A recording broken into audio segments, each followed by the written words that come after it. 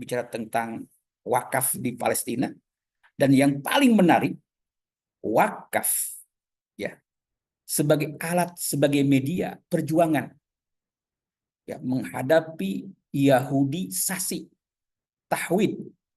Jadi kalau kita lihat peta tadi, bagaimana tanah-tanah itu dijadikan tanah Yahudi dengan istilah tahwid, Yahudisasi.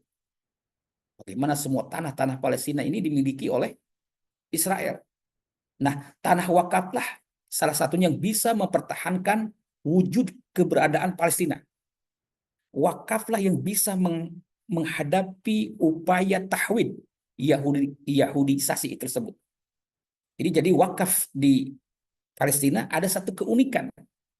Ini membantu sekali perjuangan rakyat Palestina. Ya. Jadi dengan adanya wakaf ini eksis Palestina itu terus bertahan karena adanya wakaf. Maka tadi saya menyampaikan ide ya yang inovatif, yang kreatif. Ya kalau bisa warga atau orang Indonesia pun berwakaf untuk membuat terowongan-terowongan dalam rangka menetapkan, dalam rangka agar eksis Palestina. Ya, jadi itu sekedar ide saja ya. Nah, dalam rangka untuk menjaga upaya tersebut, apa yang dilakukan oleh pemerintah, ya, pemerintah Palestina, mulailah melakukan pencatatan wakaf. Ini sulit sekali ya, karena kondisi Palestina tidak seperti di Indonesia. Di Indonesia aja, alhamdulillah kita yang merdeka, stabil, aman, tentram, masih banyak tanah wakaf yang tidak tercatat.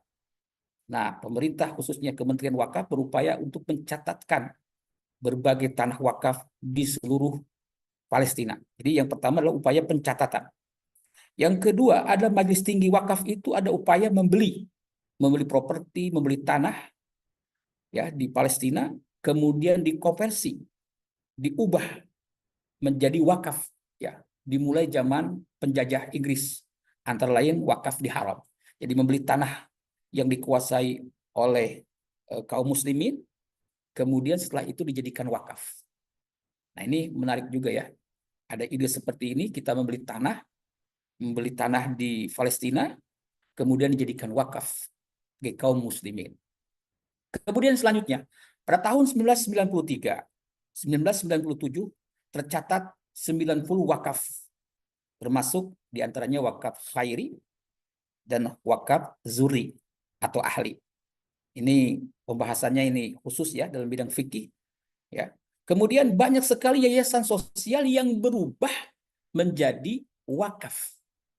Asalnya yayasan sosial milik pribadi, yayasan sosial milik golongan, tetapi dirubah. Karena tahu bahwa wakaf itu lebih kuat dan bisa bertahan lama, maka muassasah istimaiyah yang milik pribadi, yayasan sosial, berubah menjadi wakaf. Seperti Bait Al-Atfal Al-Arabi di Syekh Jarrah, kemudian Jabal Amal, kemudian Al-Ittihad An-Nisa'i, dan Kuliah Al-Haram, itu asalnya muassasah istimaiyah, milik yayasan atau milik perorangan, tetapi dirubah menjadi wakaf.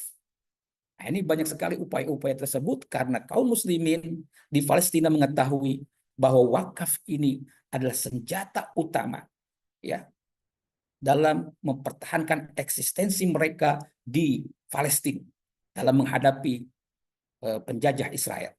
Lanjut. Nah, Bapak-bapak,